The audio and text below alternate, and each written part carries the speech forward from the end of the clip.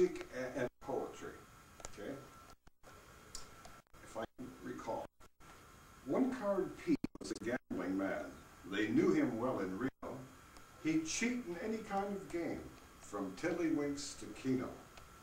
He sat once in a poker game in a low and smoky dive, and when the dealer dealt him cards, he thought he gave him 5.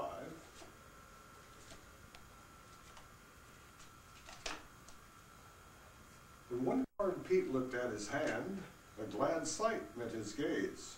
A goodly hand, a noble hand, a hand well worth a raise. He looked again, and with chagrin, thought he, I'm in a fix. The dealer dealt too many cards.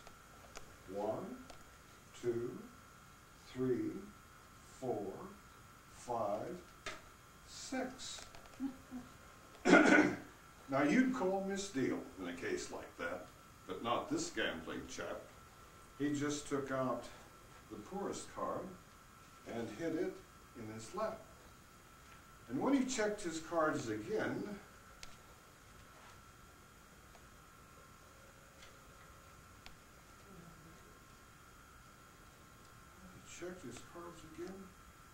he still was in a fix.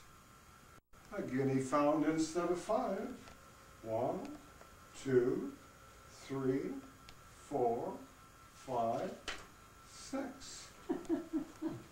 How could this be? Perplexed poor Pete. He did not think it right. Therefore he stole another card and hid it out of sight. When he checked his hand once more,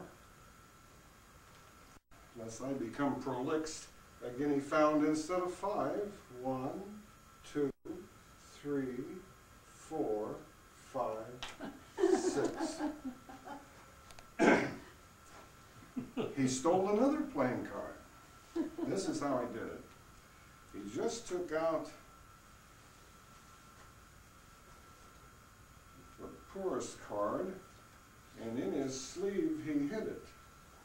And now, thought he, that pesky card will trouble me no more.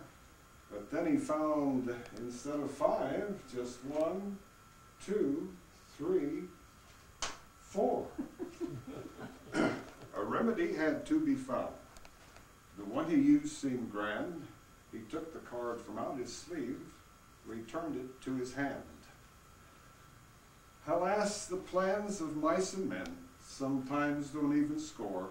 Again he found instead of 5, just 1, 2, 3, 4.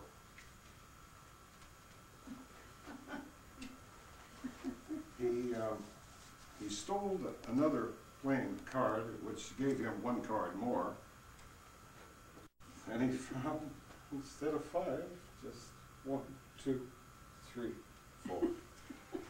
Well, he took the last remaining card. Ah, sorry was his fix, for then he found not 4, not 5, but 1, 2, 3, 4, 5, 6. He left that fateful game forthwith.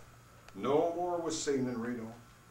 He settled down to honest toil and played not even bingo. Now the sad part of this sorry tale, as sure as you're alive, in spite of all perplexing counts, he really had just 1, 2, 3, 4, 5. Hey, all right. Oh, very well done. I can remember the verses. Where did you get the poem, Bruce? Oh, in a magic club that I belonged to years and years ago. It's real cute. A magician created the poem and created the And the poem tells Bruce what to do in his magic. So he has to know the poem. He took a magic class, I think it was 3 years ago. It was a current magician whom we have seen perform. Jeff McBride, I think his name is. And we like, so Bruce took a class from him. And so he was, and then this, thank you dear. I'll turn this one back on. So Bruce was to perform for him and show him a trick, you know, and everybody's, and then there were all these young magicians, and it was a class for teaching them how to perform. Bruce wasn't. They couldn't understand really why he was there, but this is what he did for Bruce. But then he was nervous. I don't know, I think there was 20 people there when they were watching him, and he lost his way on the verses. And this young magician knew it, because this thing's so old he couldn't believe it, and he got Bruce started back again. So, yeah, it's amazing. It's one of the old classic tricks in magic.